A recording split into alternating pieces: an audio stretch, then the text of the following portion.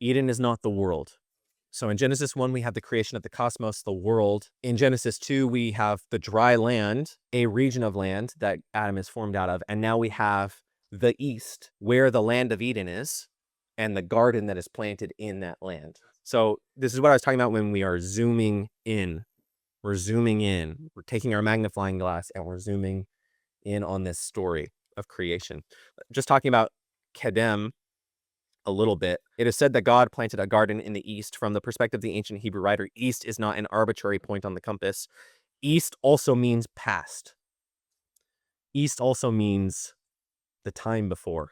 It is from east that the sun rises and the day begins. When the cultural memory of the ancient Hebrew writer is the assumption that the true start of the story of humanity begins east of where the writer currently lives, back towards where the sun comes from. So we'll get more into, can we identify the location of Eden? I did send a video on that. So yeah, I wonder if you guys caught that. So this is what we would call the temple organization. Okay. The temple is broken up into a number of different layers. This is later on in the Bible, the description of the tabernacle and the temple. It's broken up into a number of different layers. And we just went through some of those layers here as we read. So we have the dry land, the land of Eden, the garden in Eden, and the tree of life in the middle of the garden, along with the tree of the knowledge of good and evil. Okay. So this is very similar to the layout of the temple. We have the land of Israel, the courtyard, the holy place, and then the Holy of Holies, which is the center point. Okay. So here are these connections between the land of Eden, the Garden of Eden. Remember, it goes dry land, Eden, garden, middle of the garden. That's sort of the layers that have laid out for you. And it's the same sort of layers. The general land of Israel, the courtyard, where now you have entered into the land of Eden, right? Then you enter into the holy place, the inside the temple. You are now in the garden, where there's menorahs and fruit trees and cherubim beings, spiritual beings, and things like that. They are all on the walls and stuff like that. And then you enter in the holy place where the throne of God is, the Ark of the Covenant. Okay. So we talked a little bit about mountains, right? And what they represent. Do you guys remember that? What do mountains represent?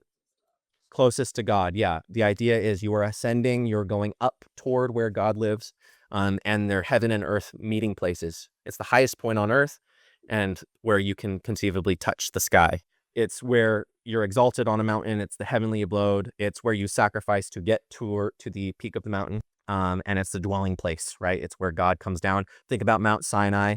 The glory cloud that comes down upon Mount Sinai is the same glory cloud that comes down upon the tabernacle, right?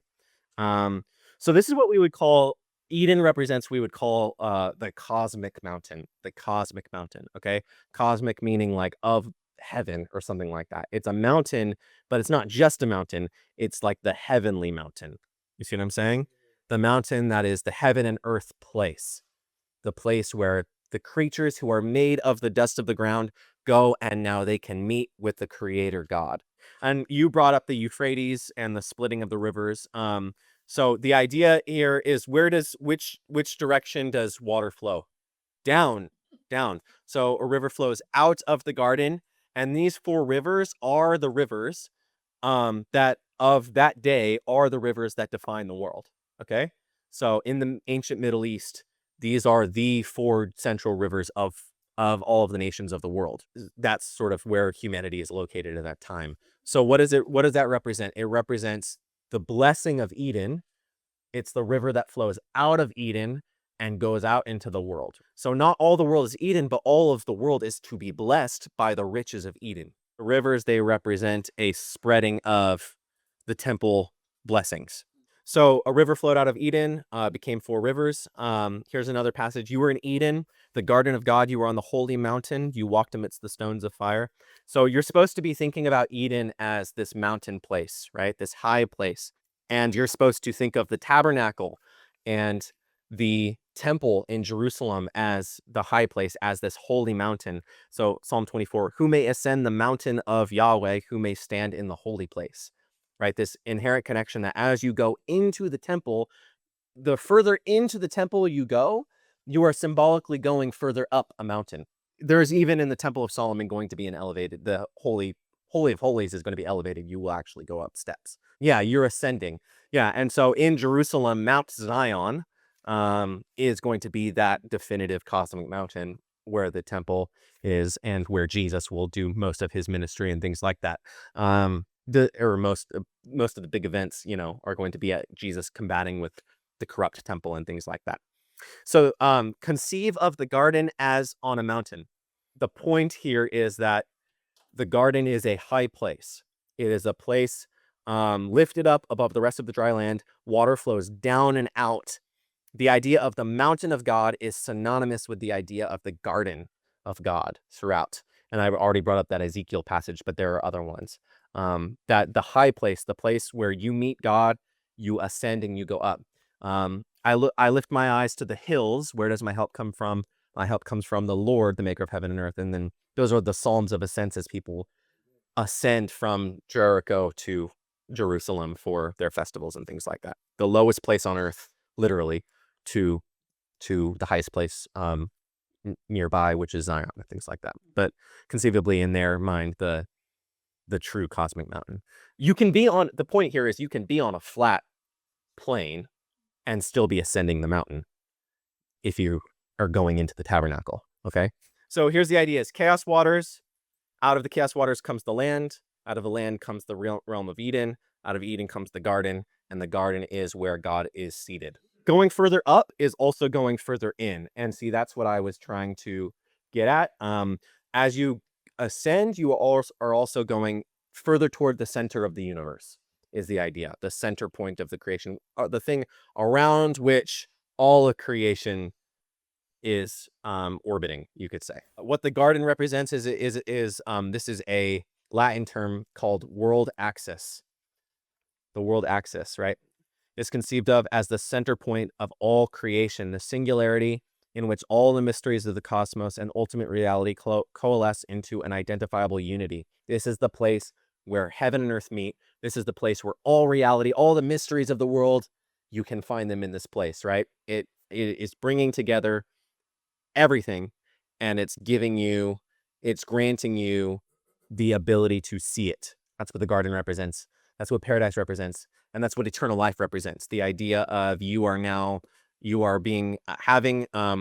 world is now made manifest to you in such a way that you are in paradise. In the Bible, the earthly garden is imbued with the Spirit. That world access is so in the Bible, that place where heaven and earth meet, it's the meeting place of the Creator, where you come from, the one who gave you origin and birth.